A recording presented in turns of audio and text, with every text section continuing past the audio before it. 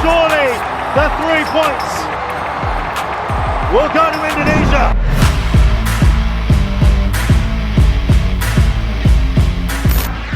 Timnas Burundi tiba di Indonesia, Sintayong beri instruksi tegas ke pemain. Duel Timnas Indonesia versus Burundi akan digelar 2 kali di Stadion Patriot Candrabaga Bekasi. Timnas Burundi sendiri telah sampai di Indonesia jelang laga FIFA Matchday. Mereka tiba di tanah air pada Selasa 21 Maret malam waktu Indonesia Barat.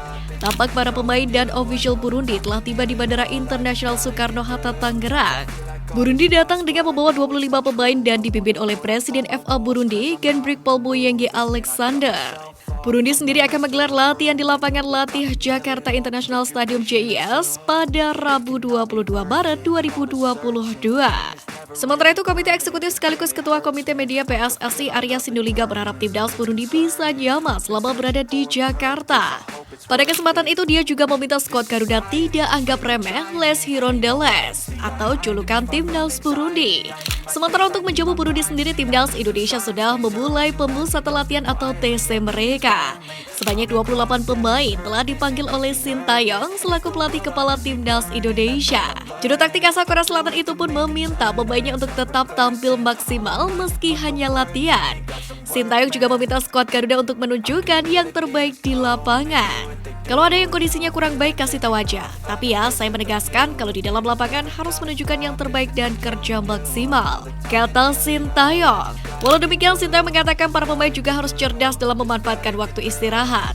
Sementara itu, anggota Exco PSSI Arya Sinulinga juga meminta Timnas Indonesia tidak menganggap remeh Timnas Burundi pada FIFA Matchday kali ini. Deretan alasan Timnas Indonesia bakal hancurkan Burundi. Pertama, jarak ranking tidak terlalu jauh. Timnas Indonesia asuhan Sintayong pernah mengalahkan Curaçao 2 kali pada September lalu. Padahal secara peringkat Curaçao berada di urutan ke-84 pada saat melawan skuad Garuda. Sementara Burundi saat ini merupakan penghuni peringkat 141, sedangkan Timnas Indonesia menempati posisi 151. Kedua, demi perbaiki ranking FIFA. Anda bisa menaik atas Burundi di 2 pertandingan di FIFA Matchday Maret ini, maka Timnas Indonesia akan mendapatkan poin penting. Kemenangan akan membuat ranking FIFA skuad Garuda kembali naik.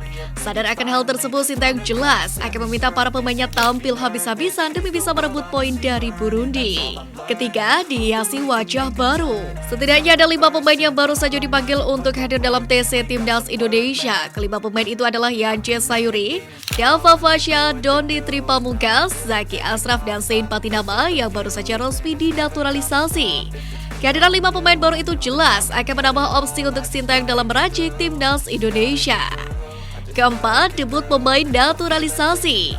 Zain Patinama akan segera menjalani debutnya sebagai pemain Timnas Indonesia. Ia pun percaya akan bermain semaksimal mungkin agar dapat meraih kesan yang baik di aksi pertamanya berseragam Timnas Indonesia. Zain Patinama sendiri mungkin akan bermain di belakang. Kehadirannya akan membuat lini belakang makin solid dan itu jelas akan memberikan rasa aman untuk para pemain lini depan untuk terus menyerang tanpa perlu turun bantu pertahanan. Kelima, bermain di kandang sendiri. Timnas Indonesia akan menjadi tuan rumah dalam 2 pertandingan melawan Burundi. Venue pertandingan kedua tim akan terlaksana di Stadion Patriot Candrabaga Bekasi. Dipastikan laga FIFA Matchday pada Maret 2023 itu dapat dihadiri penonton. Hadirnya para fans Garuda jelas akan menyiutkan nyali para punggawa Burundi. Beraroma Eropa menantikan duet maut lini belakang Timnas Indonesia. Timnas Indonesia memasuki hari kedua dalam TC jelang FIFA Matchday Maret. Dilansir dari laman Instagram PSSI sudah hadir beberapa nama pemain abroad alias mereka yang bermain di klub luar negeri. Di antaranya adalah Asnawi Mangkualam, Pratama Arhan, dan juga Sadil Ramdhani. Terlihat juga Elkan Bagot jadi nama pemain abroad yang baru hadir pada sesi latihan Selasa kemarin.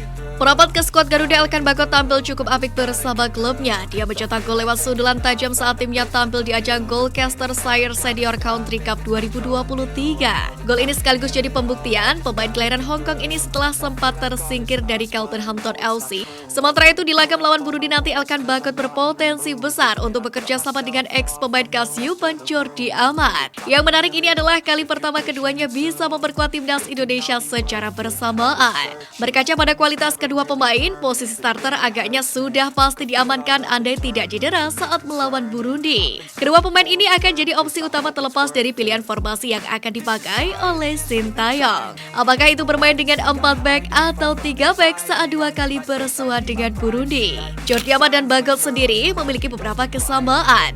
Keduanya didukung postur menjulang dan tangguh soal urusan duel udara.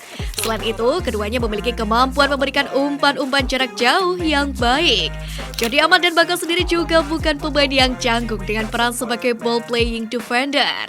Kehadiran dua pemain ini pun juga berarti membuat pertahanan timnas Indonesia makin tangguh. Untuk itu diharapkan bisa memberikan hasil yang positif untuk timnas Indonesia demi mendongkrak posisi di ranking FIFA.